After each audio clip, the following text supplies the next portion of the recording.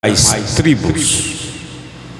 O reino do norte, com a capital em Samaria, e o reino do sul, com a capital em Jerusalém. Se você for ler a história da Bíblia sobre os reinos do norte, não teve um rei que reinou conforme a palavra de Deus. Todos eles se envolveram com a idolatria, em adorarem outros deuses e assim por diante. Então, começando com o primeiro rei Jeroboão e daí os demais reis. Mas eles nunca fizeram o que agradava ao Senhor. Elias, ele exerce o seu ministério aqui. Ele era da tribo de Gileade, e uma das tribos de Israel. E ele exerce o seu ministério no período de Acabe. Nós podemos analisar isto hoje.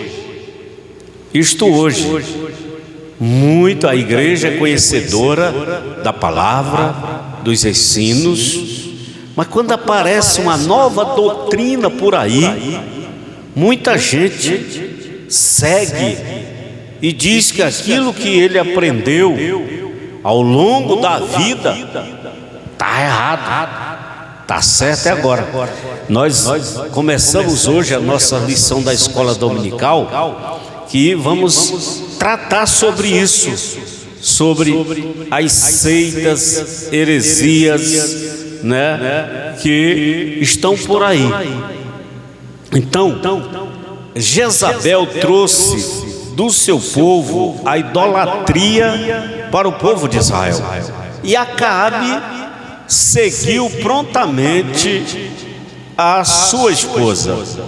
Porém, Deus não se agradou disso, porque Deus não se agrada, Deus não se agrada do que é errado, Ele se agrada do que é certo.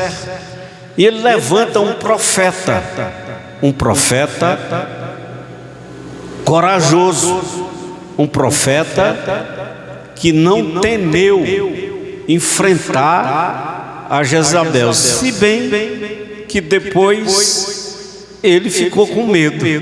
Mas isso faz parte do ser humano. Isso mostra, irmãos, que não existe o super crente, somos humanos. E dentro da nossa humanidade tem hora que a gente tem medo, Tem hora que a gente tem medo. Mas Elias enfrentou a Acabe, e ele disse para Acabe: olha, eu vou te dizer, Acabe, daqui a tal tempo só não vai chover. Aqui no texto Elias não diz quanto tempo ia ficar sem chover, mas Pedro, Tiago, na sua carta, ele diz que foram 3 anos e meio sem chuva. Imagine, 3 anos e meio sem chover. Eu estive agora no Maranhão e a calamidade lá está grande, porque parou de chover no mês de junho e nunca mais choveu, E está lá tudo seco. O gado já tem local que o gado está morrendo, que o pasto secou. Então, imagine 3 anos e meio sem chover. Ele disse: só vai chover segundo a minha palavra. Segundo a minha palavra. Deus, Ele valoriza o que o seu servo fiel fala. E depois que ele disse aquilo, Deus disse para ele: sai, vai lá para o ribeiro de Querite e arma a tua tenda lá, fica por lá na beira daquele ribeiro, porque eu vou enviar corvos para te alimentar de manhã e de tarde. Eles vão levar pão e carne para ti. Corvo, irmão, é da mesma família de urubu, né? É da mesma família de urubu. E eles iam levar comida para Elias durante muito tempo, até o riacho secar. Quando o riacho seca, fica difícil. Fica difícil. Porque sem água ninguém não consegue viver. Não é verdade? Nós precisamos de água. Mas Deus, deixa eu lhe dizer uma coisa: Deus não desampara os seus. Guarde isso aí. Quando o riacho secar, Deus vai providenciar um outro lugar, um outro meio para você. O riacho seca muitas das vezes quando a gente perde o emprego, né? Ai, agora, meu Deus, como eu vou viver? Eu perdi o meu emprego. Deus vai providenciar outro. É só confiar. Preste atenção. E o tema da mensagem é uma questão de fé. O escritor aos Hebreus diz que sem fé é impossível agradar a Deus. Porque aqueles que chegam a Deus precisam acreditar que Ele, né, é o providenciador de todas as coisas. Então, nós não podemos servir a Deus sem fé. Ele vai providenciar. Não desespere, espere. Glória a Deus. Quando o riacho secou, Deus disse para Elias: Elias, levanta e sai daí e vai para a cidade de Sarepta, porque lá eu tenho providenciado uma viúva para cuidar de ti. Naquela época, irmã, viúva era sinônimo de pobreza, era sinônimo de miséria, diferente de hoje, porque hoje a viúva recebe 2 salários mínimos, né? 2 salários mínimos. Se ela for de idade avançada, ela se aposenta e ainda recebe, né, o outro salário por viuvez, né? Se morreu o esposo quando ele era nova, ela recebe, depois se aposenta e fica recebendo os 2. E se ele morre e ela já era aposentada, ela passa para ela, né? Então, mas naquela época era o sinônimo de pobreza. Na maioria das vezes, as viúvas, você vai lá para o Novo Testamento, você vai ver que havia na igreja primitiva um grupo que cuidava só dessa questão das viúvas, né? Das viúvas, para não deixar faltar o alimento para elas. E agora Deus diz: vai, porque eu tenho providenciado uma viúva que vai cuidar de ti. E Elias conhecia o Deus que ele servia, e ele não questionou com Deus, porque tem muita gente que questiona com Deus. Mas Deus, e isso dá certo. E isso, irmão, não devemos questionar com Deus. Deus sabe o que Ele está fazendo. Deus sabe o que Ele está fazendo. E Elias se levantou e foi. Mas eu quero chamar a atenção aqui, que Deus mandou Elias ir para outro país, para um povo que não era da linhagem de Israel, que era conhecido como povo gentil, que os judeus e os israelitas até não gostavam. E Deus manda ele para Sidom, para Serepta, que é de Sidom. E ele vai. E quando ele chega na cidade, ele vê uma mulher catando os gravetos. Quem sabe aqui o que é graveto? Levanta a mão, quem sabe? Meu Deus do céu, você joga aí, não sabe não. Não sabe o que é graveto não, muita gente. Graveto, irmão, que a gente chama é aqueles pedacinhos de madeira, de pau seco, né? Lenha, quem conhece o que é lenha? A lenha, né? E para fazer alguma coisa para comer. E Deus disse para Elias, essa aí é a mulher. E ele vai, se aproxima dela e pede água. Me dá aí uma água. Que era difícil também, irmã Maria. Estava vivendo uma sequidão terrível. Um copo d'água já fazia diferença, porque com certeza a água também estava difícil. Mas Elias, quando ela vai entrando, ele diz: faz disso.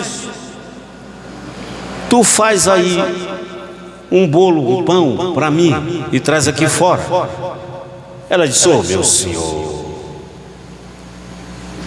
eu só tenho um pouquinho de farinha e um pouquinho de azeite. Eu vou fazer um bolo para mim e para o meu filho, e vamos comer e depois morrer. Olha a expectativa daquela mulher. Era a morte. Porque ela não tinha quem lhe desse nada. Porque com certeza os seus parentes não tinham. Ela não tinha esposo para correr atrás. E ela tinha só um filho. E devia ser ainda um adolescente. Então ela disse: eu vou comer e vou morrer. Elias diz assim: olha, faz assim, tu vai lá, faz um bolo pequeno para mim, depois tu vai e faz para ti e para o teu filho, porque assim diz o Senhor. Olha, preste atenção, porque assim diz o Senhor: não vai faltar a farinha na panela e nem o azeite na botija, até o dia que vier chuva sobre a terra. Uma questão de fé. Deus quer sempre abençoar o seu povo, mas é preciso ter fé. Você tem fé? Eu costumo dizer, pastor Sebastião, faz isso, dá isso para a obra. E você diz, aí você diz: não, tira isso do pensamento, isso não é de Deus não.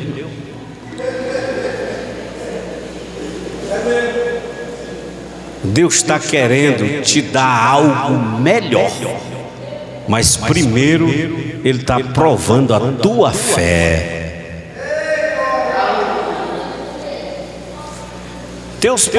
Elias poderia ter dito, né? Lá e e não ter dito nada, e Deus ia orar e a panela encher de farinha e tudo, mas Deus primeiro provou aquela mulher. Veja que Deus tinha um cuidado especial pelaquela viúva. Um cuidado especial. Tem pessoas que Deus tem um cuidado especial por ela.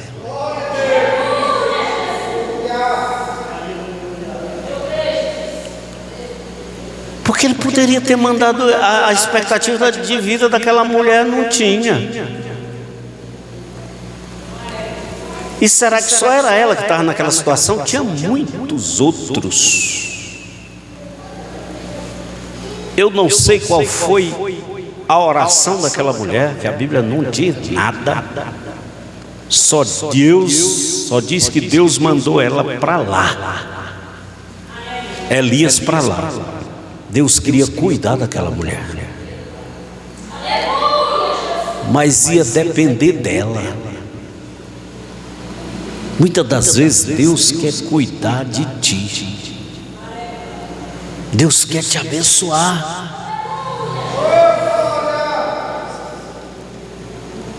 Mas a pessoa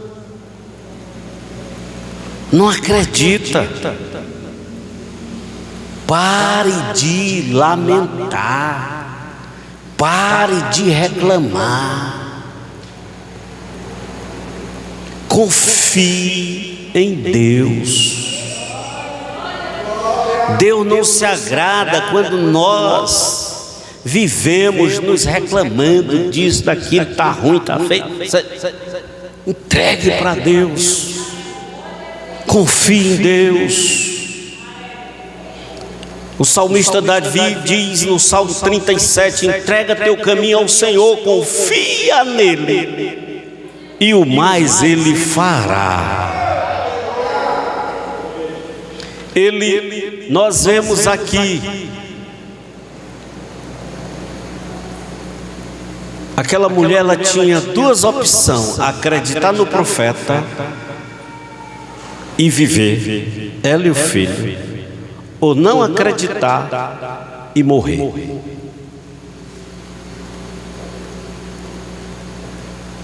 Duas opções. Deixa eu te dizer uma coisa aqui. Esse relógio ali está errado, né?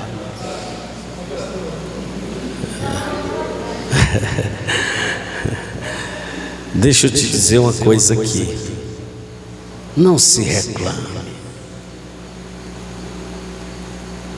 da situação. Eu gosto de dar esse testemunho. Quando nós éramos jovens, casados, eu e minha esposa, ela adoeceu e eu não tinha condição de levar ela no médico.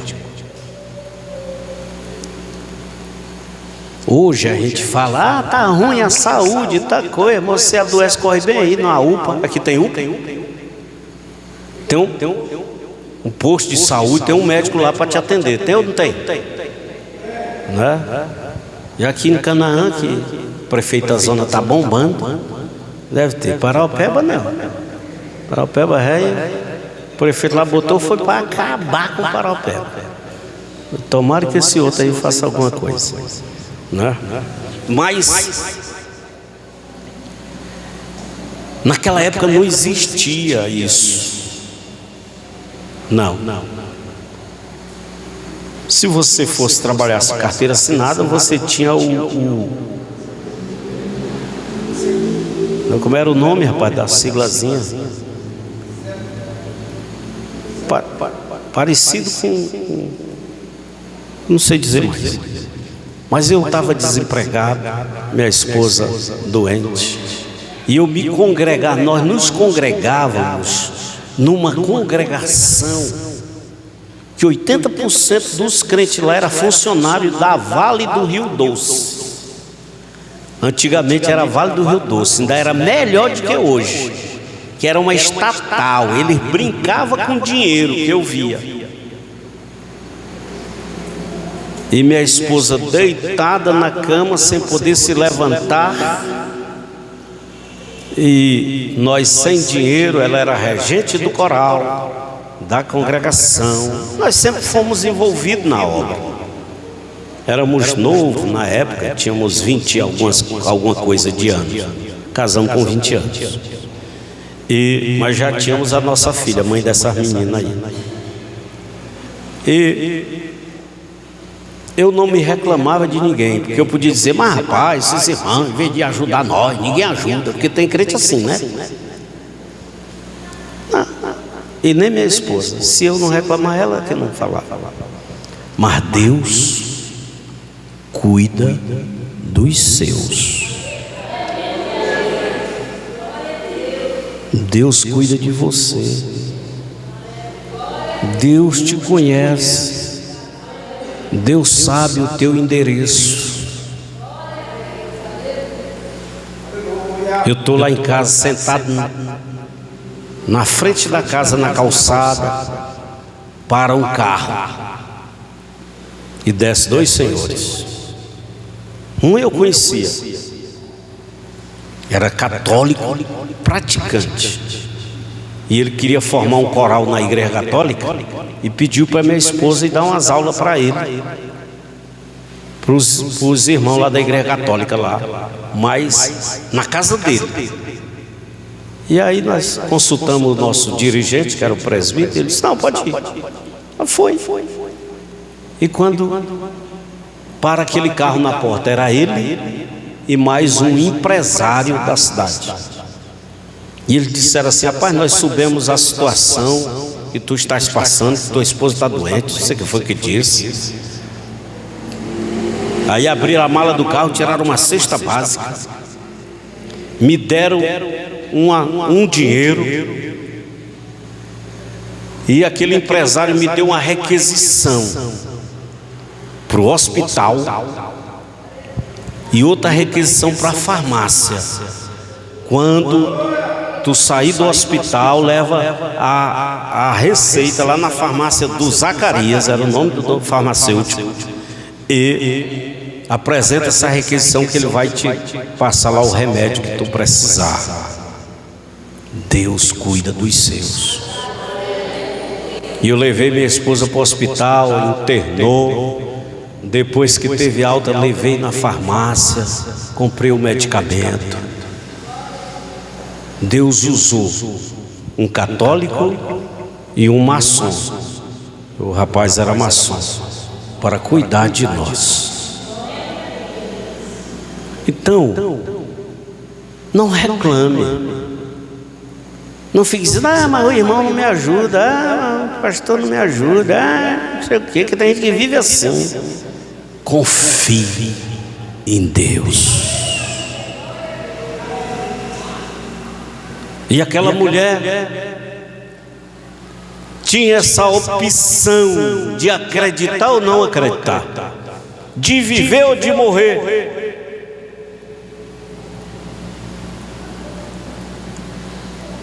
Aí Elias diz: faz lá um pequeno para mim, porque tem gente, irmão, que ia logo murmurar: ah, rapaz, como é que pode?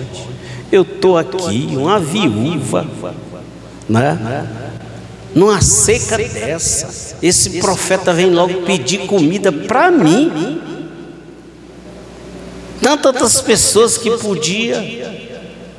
Tem gente que deixa a bênção passar por causa disso, porque Deus quer abençoar, mas a pessoa não entende, vai murmurar. Entenda aí, receba com alegria.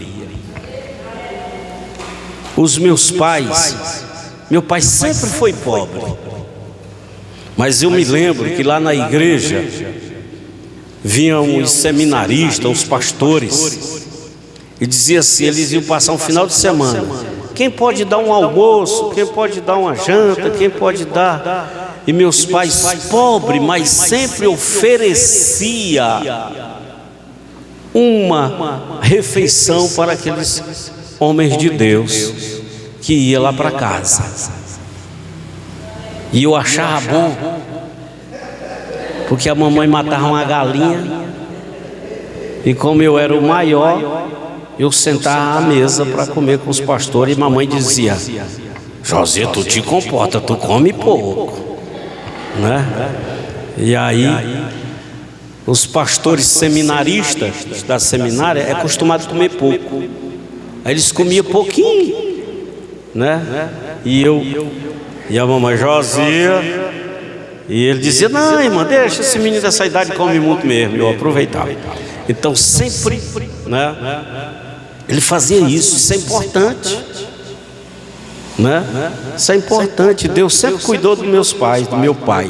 Tem histórias para contar deles, das providências de Deus para com eles. Então aquela mulher tinha isso.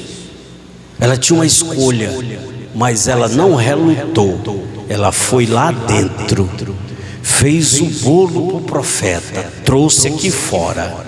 Ele comeu. Depois ela foi lá, fez para ela, fez para o filho dela, comeram. E a Bíblia diz que nunca mais faltou farinha na panela, nem azeite na botija, até o dia que Deus mandou chuva sobre a terra. Glória a Deus. Aprenda a confiar na providência de Deus.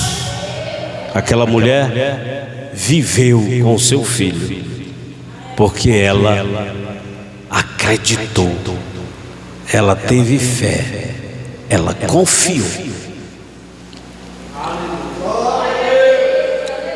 Então confie, irmão. Quantos crentes que a Bíblia diz: olha, se você dizimar, Deus vai abençoar e tudo. E quantos crentes não acreditam nisso, né? Não dizima, e aí vive todo tempo assim, o dinheiro não dá para nada, né? Entra por um lado, sai por outro, não sabe o que fez, e aquela confusão. É falta de fé. Se você for, porque, irmão, quando a Bíblia, a palavra de Deus diz para a gente dizimar, ofertar na obra do Senhor, é porque Deus quer abençoar a gente, né? Quer abençoar. Não é assim dizer, não, é porque e tal, não, eu não sei, Deus providencia e ajeita as coisas. Eu fui para uma igreja, vou encerrar. Eu gosto de contar esse testemunho. Aqui no nosso campo, fui para São Domingos do Araguaia. Eu estou lá. Aí Deus diz assim: dá uma oferta para o pastor aí de R$500 para ele. Aí, bom, quando Deus fala, eu estava com dinheiro. Eu digo: na hora que terminar o culto, eu vou dar uma oferta para o pastor. Aí eu estou aqui, aí eu boto no meu paletó aqui, sinto um negócio aqui dentro. Quando eu vou olhar, irmão, eu nem me lembro mais quanto era hoje. Eu estou 1.700 era. Tinha R$1.700 no bolso do paletó, que eu não sabia que tinha esse dinheiro lá. Eu digo: olha, rapaz, Deus mandou dar 500 para o pastor e já me deu 1.700 bem aqui. É assim que Deus faz, irmão. É assim que Deus faz, né? Mas muitas das vezes, se eu tivesse dito: não, 500, não. Aí talvez Deus fazia sumir aquele dinheiro, como ele fez aparecer, que eu não sabia que eu estava lá. Eu nem sentia nada de nada aqui. Aparece. Então, irmão, confie em Deus. Deus tocar no seu coração. Acredite que Deus quer abençoar você. Amém?